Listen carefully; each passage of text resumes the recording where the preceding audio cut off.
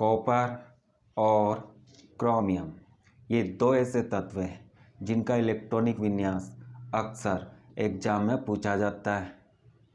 तो आज हम सीखते हैं कि कॉपर और क्रोमियम का इलेक्ट्रॉनिक विन्यास कैसे लिखते हैं।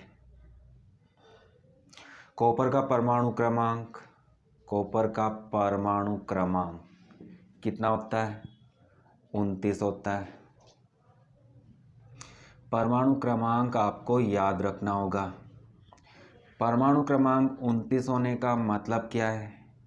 इसका मतलब है कि कॉपर में इलेक्ट्रॉन की संख्या 29 है। इलेक्ट्रॉनिक विन्यास लिखने से पहले आपको इलेक्ट्रॉन भरने का क्रम लिखना होगा। 1s 2s 2p 3s 3p 4s 3d 4p ये क्रम आगे भी होता है और इस क्रम को लिखने का तरीका, इस क्रम को याद रखने का तरीका पिछले वीडियो में हमने समझा था। तो आपको याद रखना होगा कि इलेक्ट्रॉन भरने का क्रम क्या होता है। हमारे पास 29 इलेक्ट्रॉन हैं और इन इलेक्ट्रॉन को इन सभी कक्षक में भरना है। एस उपकोष में अधिकतम 2 इलेक्ट्रॉन, पी में अधिकतम 6, डी में अधिकतम 10 और एफ उपकोष में अधिकतम 14 इलेक्ट्रॉन भरे जाते हैं। 29 इलेक्ट्रॉन को यहाँ से भरना प्रारंभ करते हैं। तो हमारे पास मान लो हमारे पास एक झोला है और उस झोले में 29 इलेक्ट्रॉन है। तो सबसे पहले हमारे सामने 1s आता है, तो 1s में 2 इलेक्ट्रॉन भर देते हैं। 29 में से 2 इलेक्ट्रॉन भरने के बाद हमारे पास कितने इलेक्ट्रॉन बचते हैं? 27। 27 में से 2 इसमें भर देते हैं तो हमारे पास बचते हैं 25 इलेक्ट्रॉन। 25 में से 6 इसमें भर देते हैं, अब हमारे पास 19 इलेक्ट्रॉन है। 19 में से 2 इलेक्ट्रॉन इसमें भर देते हैं, हमारे पास 17 इलेक्ट्रॉन बचते हैं। 17 में से 6 इलेक्ट्रॉन इससे पी कोश में भर देते हैं तो हमारे पास 11 इलेक्ट्रॉन बचते हैं। 11 में से 2 इसमें भर देते हैं तो हमारे पास 9 इलेक्ट्रॉन शेष रह जाते हैं। डी कोश में अधिकतम कितने इलेक्ट्रॉन होते हैं? 10। अधिकतम इस डी कोश में अधिकतम 10 इलेक्ट्रॉन भरे जाते हैं और हमारे पास केवल कितने इलेक्ट्रॉन हैं? 9। हमारे पास 10 इलेक्ट्रॉन नहीं है। तो जितने इलेक्ट्रॉन शेष रह जाते हैं उतने ही इलेक्ट्रॉन इस डी में भर देते हैं और बाकी सभी कक्षक या उपकोष को हटा देते हैं। परंतु यह इलेक्ट्रॉनिक विन्यास सही नहीं है। 4s और 3d इन दोनों उपकोष की ऊर्जा में बहुत कम अंतर होता है। इन दोनों की ऊर्जा में बहुत कम अंतर होता है।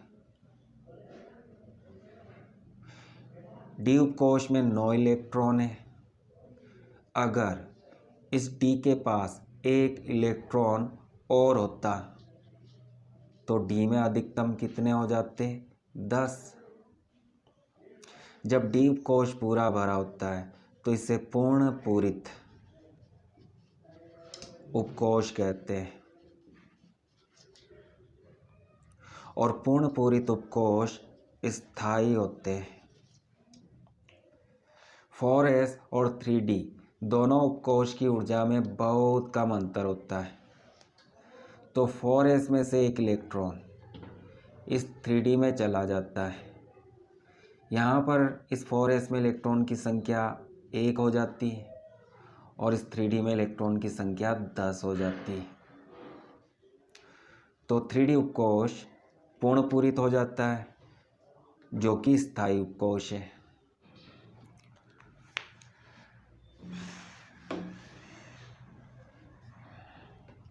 तो कॉपर का इलेक्ट्रॉनिक विन्यास इस तरह से लिखा जाता है। इस विन्यास को हम छोटा भी कर सकते हैं। छोटा करने के लिए आपको याद रखना होगा आवर्त सारणी का वर्ग 18। वर्ग 18 के तत्व कौन कौन से हैं? हीना, नीना और करीना, जैसे रहना, ये सभी वर्ग 18 के तत्व हैं। हीलियम का परमाणु क्रमांक 2 होता है, नियॉन का 10, आर्गन का 18 और क्रिप्टॉन का 36 होता है, जीनॉन का 54 और रेडॉन का 86 होता है। इसे याद रखना होगा। ये सभी तत्व अक्रिय गैसीय तत्व हैं और इनके उपकोश इलेक्ट्रॉन से पूरे भरे होते हैं। ये स्थायी होते हैं। इनका उपयोग करके इलेक्ट्रॉनिक विन्यास को छोटा किया जा सकता है। यहाँ पर आपको परमाणु क्रमांक देखना है 29। इस 29 के अंदर इनमें से कौन सा नंबर आता है? इस 29 के अंदर 2 आता है, 10 आता है, 18 आता है, परंतु 36 नहीं आता। 36 29 से बड़ा है। तो इस 29 के अंदर अधिकतम कौन सा नंबर आता है? 18। तो 2 2 और 6 10 इलेक्ट्रॉन, 2 12 और 6 18 इलेक्ट्रॉन। यहाँ से यहाँ तक इलेक्ट्रॉन की संख्या 18 है। अगर मैं इनको छिपा लेता हूँ तो ये किसका इलेक्ट्रॉनिक विन्यास होगा? आर्गन का। तो ऐसा करते हैं, इस विन्यास को हटा देते हैं और इसके स्थान पर लिख देते हैं AR, आर्गन, और इस तरह से बड़ा कोष्ठक बना देते हैं। इसका मतलब है आर्गन का इलेक्ट्रॉनिक विन्यास। तो यहाँ से यहाँ तक आर्गन का इलेक्ट्रॉनिक विन्यास है और उसके बाद कॉपर का इलेक्ट्रॉनिक विन्यास है 4s1 3d10। तो इस इलेक्ट्रॉनिक विन्यास को हम छोटा करके इस तरह से लिख सकते हैं। यह इलेक्ट्रॉनिक विन्यास ऊर्जा के बढ़ते क्रम में 3D की ऊर्जा, 3D उपकोश की ऊर्जा 4s उपकोश से अधिक होती है। तो यह विन्यास ऊर्जा के बढ़ते क्रम में है।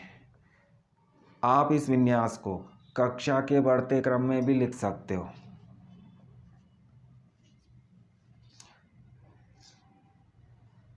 तीसरी कक्षा मतलब तीसरा कोश पहले आता है, तो इसे हम पहले लिख देते हैं। चौथा कोश बाद में आता है, तो इसे हम बाद में लिख देते हैं। यह विन्यास ऊर्जा के बढ़ते क्रम में है और यह विन्यास कक्षा या कोश के बढ़ते क्रम में है। और इलेक्ट्रॉनिक विन्यास लिखने के ये 3 तरीके और ये तीनों सही हैं। अगर मैं आपसे पूछता हूँ कॉपर परमाणु के बाह्यतम कोश में कितने इलेक्ट्रॉन होते हैं, तो बाह्यतम कोश का मतलब है परमाणु की सबसे बाहर की कक्षा, और परमाणु की सबसे बाहर की कक्षा चौथी कक्षा है और चौथी कक्षा के इस उपकोश में केवल 1 इलेक्ट्रॉन है। तो कॉपर परमाणु के बाह्यतम कोश में 1 इलेक्ट्रॉन होता है। क्रोमियम का इलेक्ट्रॉनिक विन्यास लिखते हैं।